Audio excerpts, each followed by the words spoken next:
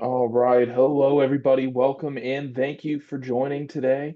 Today's topic, we've got Supercharger VX Rail with Power Store. So thank you for being with us. Elevate is an independent customer-led group.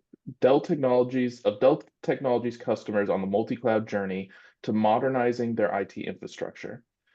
We bring customers, partners, and employees together to share the best practices and network practices with industry experts at virtual and in-person events throughout the year. If you have questions for the speakers today, please put them in the Q&A function, put them in the Q&A spot, please. If they do go in the chat, we will keep an eye on that as well, so you can put them in both places. That's enough from me. I'm going to do a quick introduction of our host. Our host today is Chris Stanley, Vice President of Network Operations at Loop Up and President of the Elevate User Group Board. Chris, with that, the floor is yours. Thank you, Jack, and thank you for the introduction. Welcome, everybody. As Jack sort of alluded to, this is about supercharging your VxRail Power Store. Excited to have Mark Thornton on with us again, who's joined us a few weeks back. And we're just going to run through a bit of background of the products and then some exciting news, maybe I'll call it, Mark, of what you can do with these. So I'll pass off to you, Mark, if you want to fully introduce yourself and put your name up in lights and take it away. That sounds great. Thank you, Chris. Afternoon, good morning, everybody. I'm Mark Thornton. I'm a global CTO for Dell, specializing in multi-cloud architectures, and that is inclusive of PowerStore and also VxRail. All right, Chris, any questions come up in chat, feel free to jump in, but Thank you, with Mark. that, we'll go ahead and kickstart this off. Perfect. So before we jump into either of the products, I know this is somewhat elementary, but I think it's worth a mention, right? In terms of what we are seeing in the industry around architecture types. So if we look to the left there, we've got a three-tier architecture. We've been building IT on that for the last 25 years, right? Very successful. It's very flexible in terms of you can have a true multi-vendor approach, you know, compute, RAM, connecting back through a HBA, through a fiber channel switching network to an enterprise class storage array. Pretty straightforward. The center, we've got HCI. So we saw the emergence of HCI probably about 9-10 years ago now, Chris, I think it was something like that. And 2016, 2017, I guess. Yeah, it's been some time, but Yeah. we saw that become very prevalent over the years, and you know, even to some extent replacing a majority of the architecture in the data center in some organizations. It's great, storage, network, compute in a box.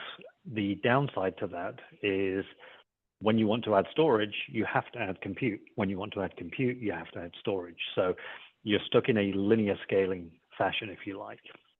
Now, the third one here, composable, well, I'll really call it two-tier disaggregated. And really what we're doing, we're separating the storage from the compute and memory. Now, with that, you get simplicity. So single click upgrades, very similar to what you would see with VxRail and other HCI offerings, right? But you also get the ability to independently scale compute and independently scale storage. So in terms of modern workloads, DevOps, and you know, infrastructure as code, you really have full control and all of that automation stack in a much more flexible way than you typically do with HCI. So, you know, we still see all three of these solutions out there. We're still going to market with all three solutions, but in the last 2 years, we have seen the two-tier disaggregated approach really take off in various forms. Any reasons? Any reasons, Mark, for that? Where do you see there's really two reasons. One is for the key reason I mentioned, the ability to independently scale storage. But another reason I've seen is let's say, for example, we take the VxRail solution.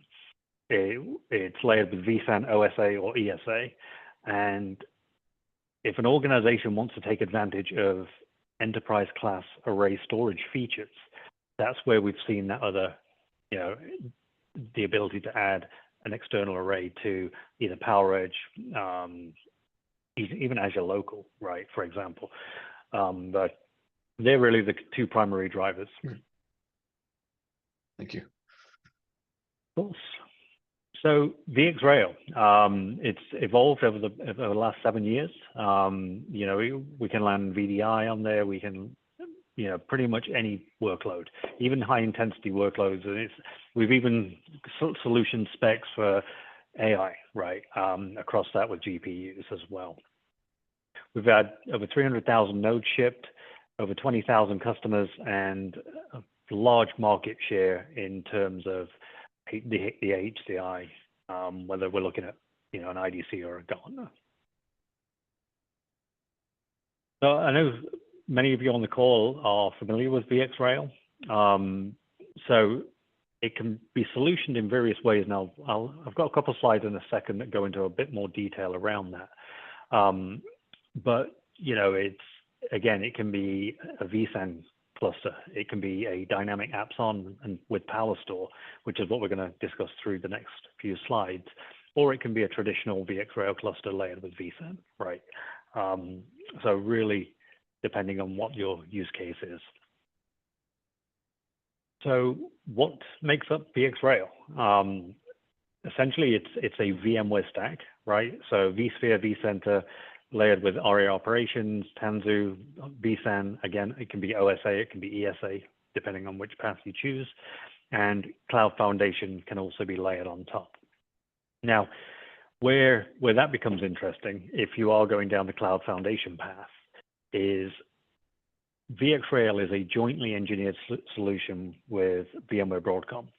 So what that means is we put in hundreds of thousands of hours annually testing, regression testing, making sure that patches are streamlined, put into the product. So when you click that single click upgrade button, all the work's been done for you. All the, the HCL's been done for you, testing and all that good stuff. Now, in terms of Cloud Foundation, that is also the case for Cloud Foundation. We jointly engineer with Broadcom VMware on the Cloud Foundation stack as well.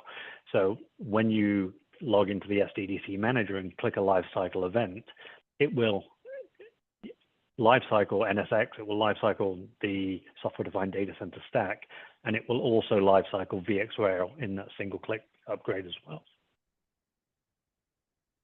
So in terms of VxRail, what are we bringing to the table here, right? So VxRail Manager, which is a tightly integrated component of vCenter, giving you visibility, physical visibility into the actual nodes within the clusters themselves. Lifecycle management, cloud-based lifecycle management, which I'll touch on that a little bit later on. Very robust APIs. So if we're looking, down the Terraform, the Ansible route, it can be fully streamlined and automated with those kind of platforms. And obviously, data protection and security. If you have the need for STIG compliance or any FIPS or any of the other compliance, VxRail is certified among most of those.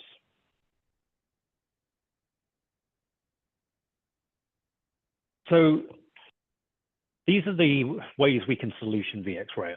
So in the data center, you can do a standard VxRail cluster, 3 to 64 nodes, pretty straightforward stuff. We can solution it, like I mentioned, with VMware's Cloud Foundation with those integration points. And then lastly, dynamic nodes, where we have the ability to connect external primary storage.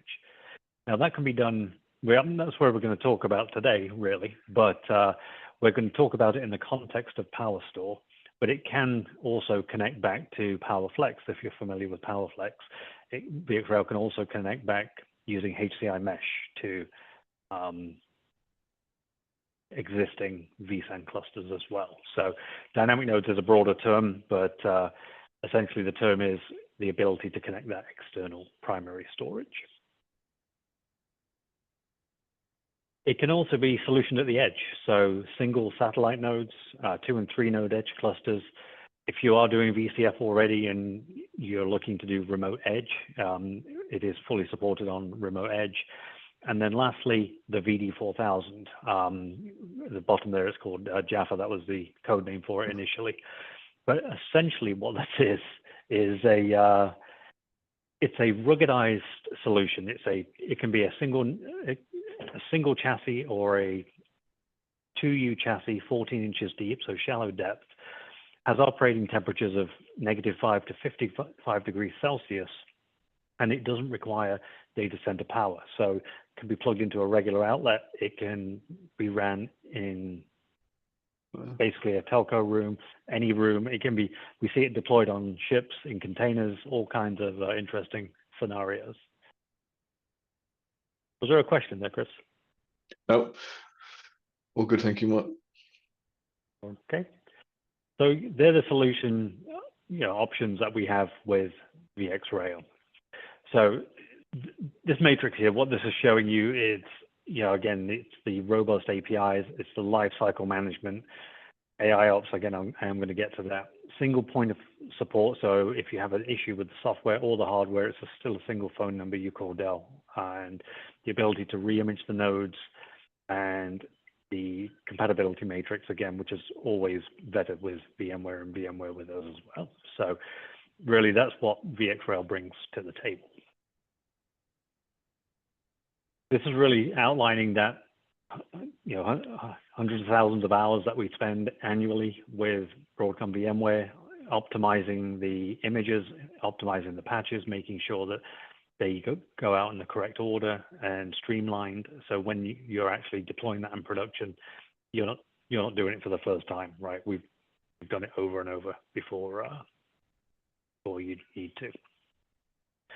Now, Cloud IQ, it's not spoken about very much, to be honest, but what this is, it's a software as a service based utility that goes across a majority of our products, VxRail included. And what it gives you the ability to do is log in and see your clusters. If you've got multiple clusters, multiple locations, you can see those. And what we're doing, we've got a feedback loop where VxRail is uploading telemetry data. So nothing like IP addresses, host names, none of that, but just telemetry data from the servers. And what we're doing, we're actively trending that data. And if we detect an anomaly, for example, with a disk or even RAM, we can in a predictive way, send notifications to you and let you know that there's a potential failing component within one of your clusters. What it can also do is the ability to lifecycle manage. So take Chris, for example. He's got a cluster in the States, he's got a cluster in the UK. He could log into this portal. He will have a global view of those clusters, and he can pre-stage the lifecycle management packs to both of those clusters. He can run the pre-checks to make sure that there's no drift across firmware drivers.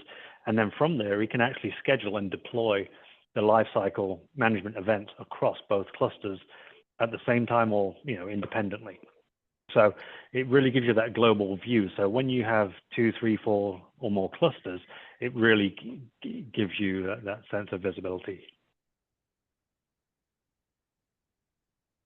All right, before we jump into an overview of PowerStore, are there any questions in Q&A, Chris? None as yet. Don't be shy, everyone.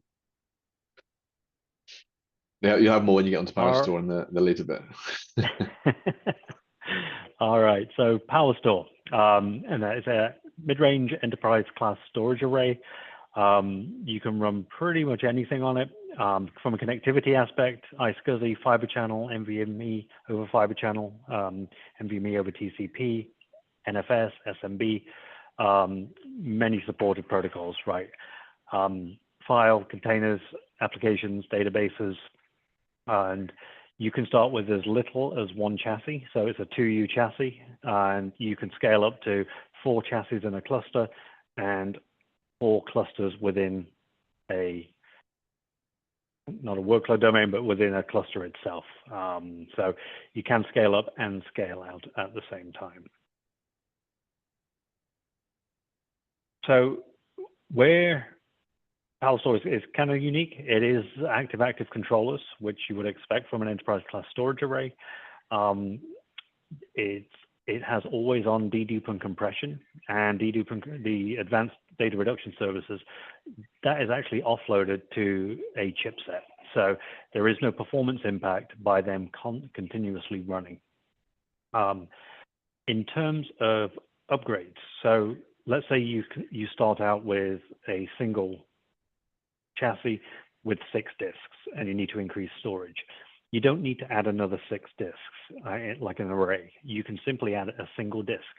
You can add 2 disks and you can do it in increments of 1 up to as many as you need to until the chassis is full. So you've got very, very incremental upgrades where need be.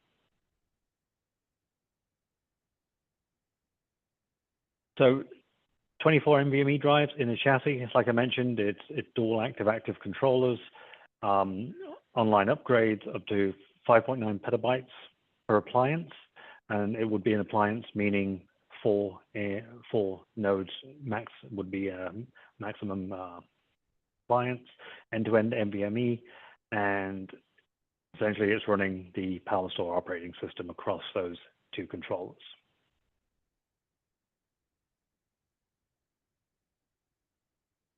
So let's build this slide out, and what this is showing you is it's articulating the fact that once you build out one of your architectures, you can continue to add those nodes across, and they don't have to be identical. So in the first one on the left column there, you can be running database applications. Second one, you can be running a virtualization cluster, right? So they can be independent even though the cluster is managing across multiple appliances. Up to scale out up to 8 nodes and up to 23 petabytes per cluster. Tasty. What sort of environments have you seen that, or would you see that at the Mark from your experience? Just out of interest. I'm sorry, Chris, you broke up there for a sec. What sort of environments do you see, to those sort of scale that they can go up to that many petabytes? So, I see it across virtualization clusters, specific database clusters, like Oracle, for example. But I've seen it really, to be honest, architected across most environments. Okay, thank you.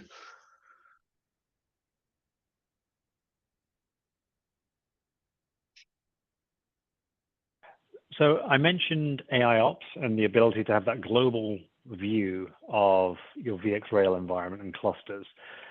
AI Ops is also available for PowerStore, right? As it is for PowerEdge, as well as PowerMax and other products as well. It does have generative AI built into it. So, for example, we've got thousands upon thousands of knowledge base articles out there. All of those are loaded into AI Ops. So if you go in there and say, show me the network configuration guide for VxRail, show me the network configuration guide and best practices for PowerStore, what it's going to do, it's going to find you the latest documentation on that connectivity for those products and give you the links for those right away, right? So instead of you having to dig around trying to find these things, the built-in AI platform has the ability to find those for you. That's very powerful. I haven't used that yet, but it's becoming more and more popular. It is. You can simply just go register for it, and through the process, you onboard your environment, and there it is. If you want some of the advanced features, there is a charge for the advanced features, but if you want to just have the ability for notifications, that higher level global view, you can drill down and see the disks and things. That is actually a value add. That is not charged for. Very much. What are the advanced features of interest, if you know? So the advanced features are the ability to be able to stage and perform pre-checks and then deploy the lifecycle packages. Okay.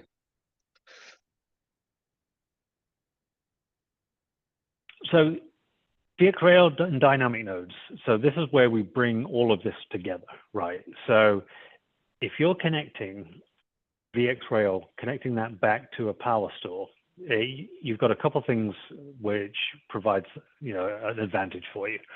So if you're connecting to an external primary storage array, that negates the need for local disks. So if you're doing OSA, you wouldn't need your cache groups. You wouldn't need your cache disk and capacity disks. In fact, you wouldn't need any disks whatsoever in the VxRail nodes. They simply become compute-only nodes. And obviously with that, you don't need any vSAN licensing. So you're simplifying the cluster by connecting back to VxRail either over a fiber channel switching network or direct connect or an IP network, right?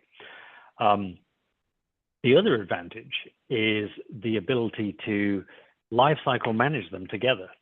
So when you log into VxRail today, you will do a single click and it will lifecycle that cluster, or if you can do it through AI ops as well. When you're connecting, when you have a power store connected to VxRail, through that single click VxRail update process, it will also lifecycle your power store. So it will go ahead and lifecycle the nodes themselves. It will gracefully pull a node out of the cluster, lifecycle it, put it back in, rebalance, and continue to enumerate through that cluster. Once it's done, it will take controller 1 and it will lifecycle the controller. It will then take controller 2 of the power store, lifecycle it, and then your cluster's upgraded across the entire stack from that single pane of glass, without having to download multiple packs and so forth, right? All of that is done for you. Mark, and on that, just slightly related, the one call for support to Dell, I assume that is included when you're on this option, yeah? That is included, yes.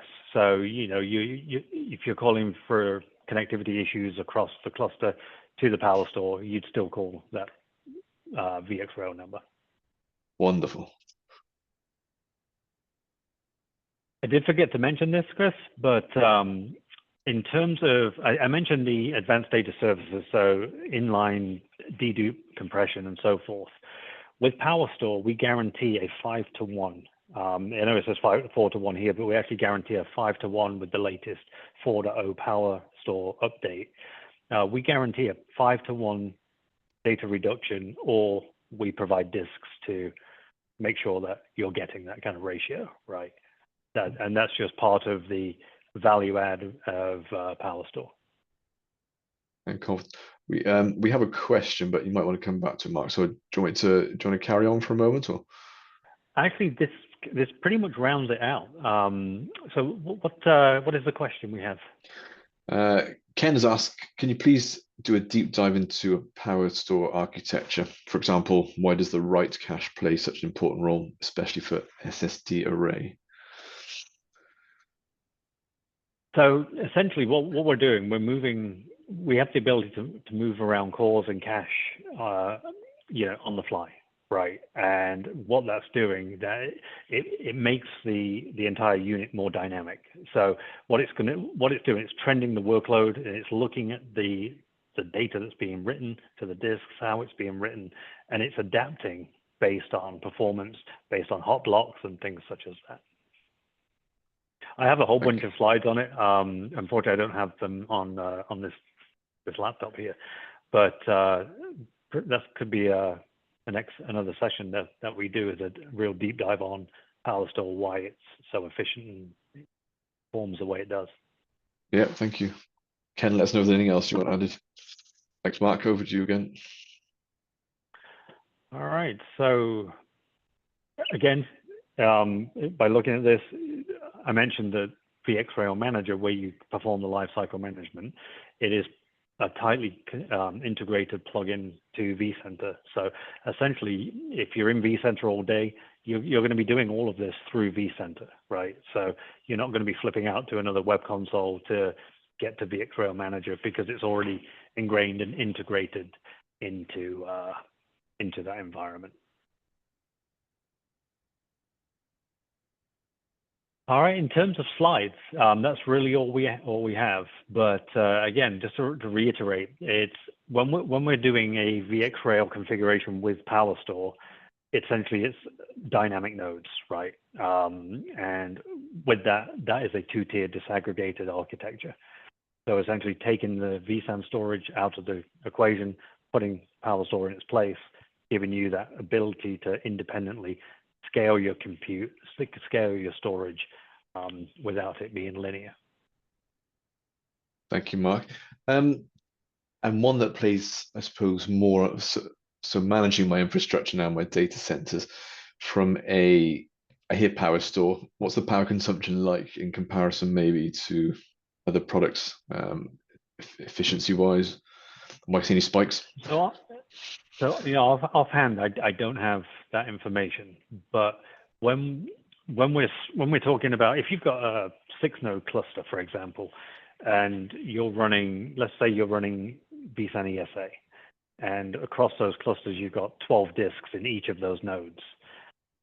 If we take that capacity, layered with the 5-to-1 data reduction, you're going to need, you know, a fraction of the disks that you have across your entire cluster there. So there is definitely efficiencies by going down the PowerStore route and the disaggregated architecture route. I thought I'd test you with that one. Thank you. And with regards to, you know, using these in the cloud environments now, what are you seeing there? Are you seeing much pickup in PowerStore for people maybe using Azure local as their environment now? So in terms of that, we are seeing that. And yeah, that's probably a good point to bring up there, Chris. Is if you are using a PowerStore, you can directly back up from the PowerStore to our data protection products. A subset of our data protection products are actually available in the AWS, GCP, and Azure Marketplace. So if you're running Azure Local, for example, and even Azure Public, you can deploy a data domain, for example. You can deploy that in the hyperscaler, and you can back up directly from the PowerStore on-prem into the hyperscaler, giving you somewhat of a disaster recovery option, right, to some extent. Thank you. So I'm just reading to see if there's any questions, Mark. Of course.